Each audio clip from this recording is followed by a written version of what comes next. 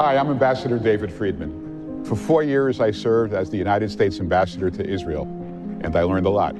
For more than 50 years, I have studied Zionism, the Bible, and Jewish history, and I learned even more. I want to share with you what I have learned, especially now at this critical time for Israel and the Jewish people. The massacre committed by Hamas against innocent Israelis on October 7th has brought great trauma to the state of Israel. But it also has brought great clarity. It is this clarity that tells us we have to try something new.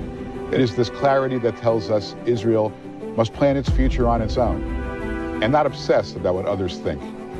And it is this clarity that compels us to go back to basics, to return to the biblical values and divine covenants that unite the Jewish people. It is this clarity that has inspired me to lead a new movement called One Jewish State.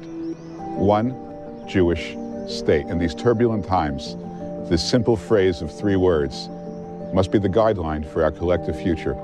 Each word of One Jewish State is deeply infused with meaning. One, there's only one country earmarked for the Jewish people, just one, the State of Israel. There are 49 Muslim countries and plenty of Christian, Buddhist, and Hindu countries, but only one Jewish state.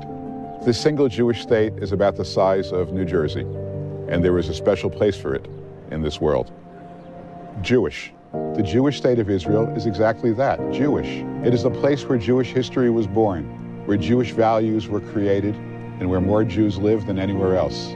It is situated on the land given to the Jewish people by God, in the words of the Holy Bible.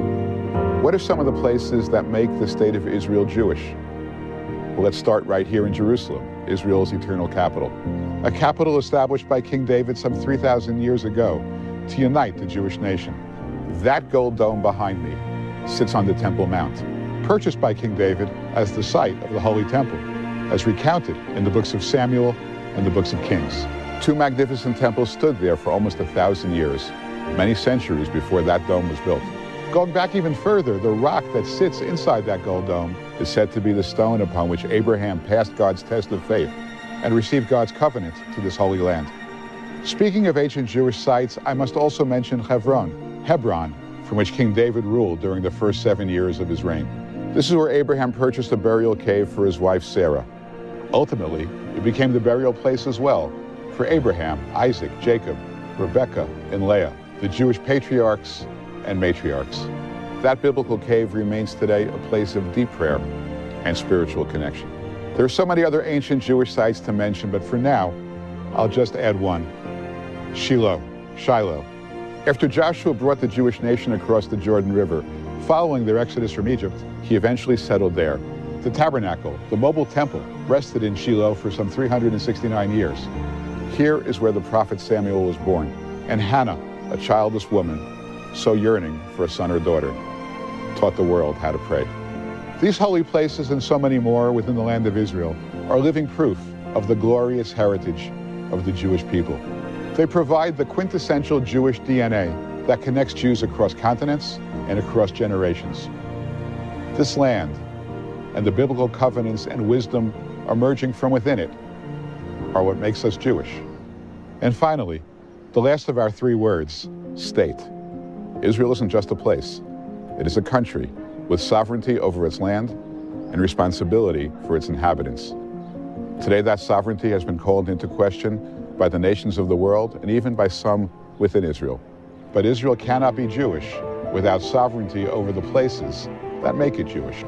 We hope that one day, with God's help and with your help, Israel will have complete sovereignty over all of its biblical homeland in a manner that brings peace, prosperity, and essential human dignity to all of Israel's inhabitants.